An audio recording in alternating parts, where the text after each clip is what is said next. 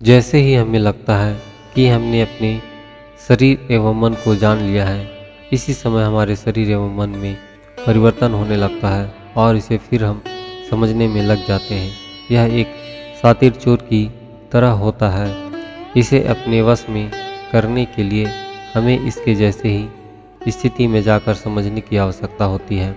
यदि हम मन को आधार मानकर कुछ भी बात करते हैं तो मन की गति को समझना जरा मुश्किल हो जाएगा। इसलिए सरल शब्दों में एक छोटे बच्चे का उदाहरण लेकर इसे समझने का प्रयास करते हैं, क्योंकि एक छोटे बच्चे और हमारे मन में बहुत अधिक समानता होती है।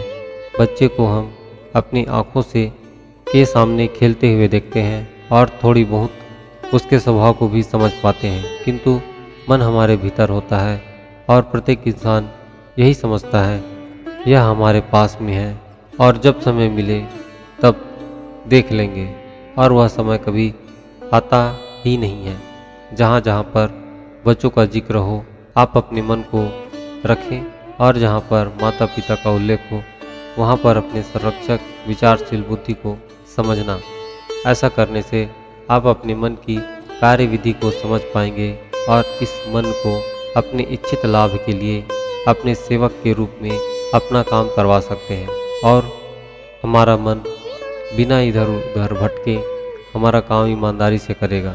हमारा मन 4 साल का शरारती एवं जिद्दी बच्चों के समान होता है।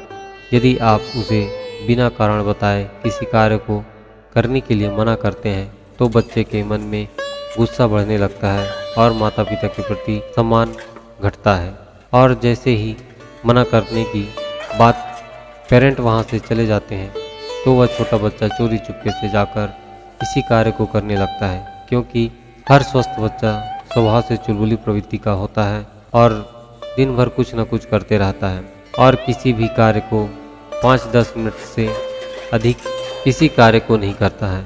और इसके खेलते वक्त यदि हम उसे रोकने चले जाते हैं तो रोने लगता है, क्योंकि इस समय बच्चे को बेहद आनंद की अनुभूति होती है और इस आनंद के बीच हम दखल करने लगते हैं तो बच्चे की भावनाएं आहत होती है, और एक बार यदि बच्चे का मन टूट जाता है तो उसे मनाना बेहद मुश्किल हो जाता है।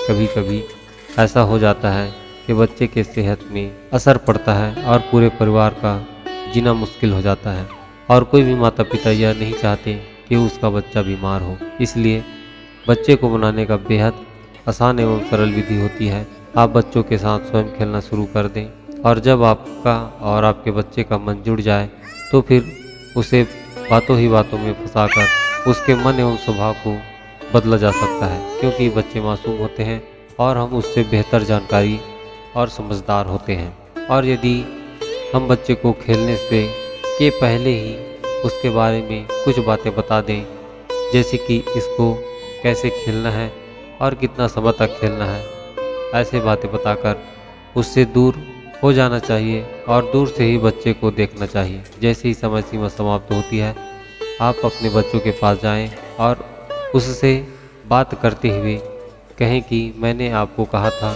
देखो समय खत्म हो गया, अब चलो दूसरा काम करेंगे। बच्चे बड़ी सरलता से हमारी बातों को स्वीकार करके हमारे साथ ही हो लेते हैं, क्योंकि शब्द एक ऐसा माध्यम है जो बेहद शक्तिशाली होता है और यह शब्द हमारे अंतःकरण तक प्रवेश करता है और इसका तोड़ शब्द ही होता है।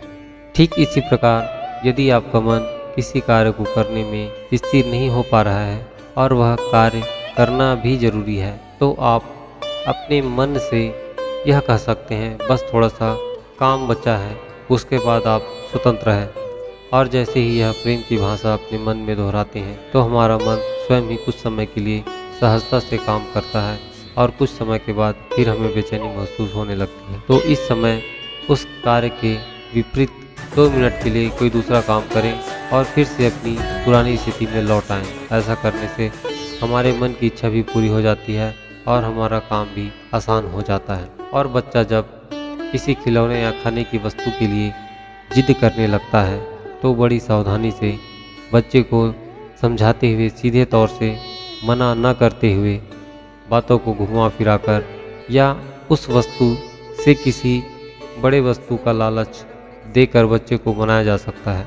और इस क्रिया को बार बार दोहराने चाहिए। जब आपको लगे कि अब वो मानने वाला नहीं है तो उनके मांगी हुई वस्तु को कुछ नियम एवं शर्तों के साथ दे देनी चाहिए, जिससे बच्चा विनम्र एवं सरल बना रहता है। और बच्चों के साथ कभी भी झूठ ना बोले। यदि किसी के बारे में आपको जानकारी नहीं है तो आप उससे स्पष्ट कह दें या इसके जवाब के लिए कुछ समय मांग लें। यह भविष्य के लिए आपसे संबंध बनाए रखने के लिए बेहद उपयुक्त होती है।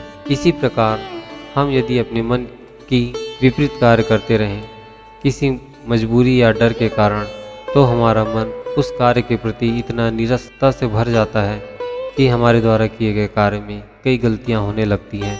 इसलिए शरीर को स्वस्थ बनाए रखने के लिए मन को ज़बरदस्ती रोकने के बजाय उठ रहे मजबूत इच्छाओं को कुछ समय के लिए टालने का प्रयास करें। जब समय टल जाता है तो हमारी इच्छाओं की दृढ़ता भी कमज़ोर होने लगती है और हमारे शरीर को अधिक प्रभावित नहीं कर पाती है। यदि आप किसी कार्य एवं खाने को बेहद पसंद करते हैं और आप यह भी जानते हैं कि वह हमारे सेहत के लिए नुकसानदेह हो सकता है, तो उस कार्य को करें और यह मन में संकल्प करें, यह मेरे सेहत के लिए ठीक नहीं है, इसे मैं नहीं करने वाला। काम करते जाओ और यह विचार दोहराते जाओ, खाते जाओ और यह विचार दोहराते जाओ।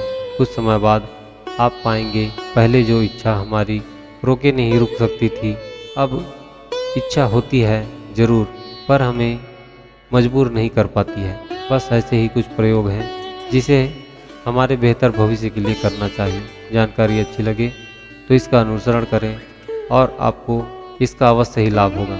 परमपिता परमेश्वर आपके एवं पूरे परिवार को सदा सुख शांति प्रदान करें। धन्यवाद।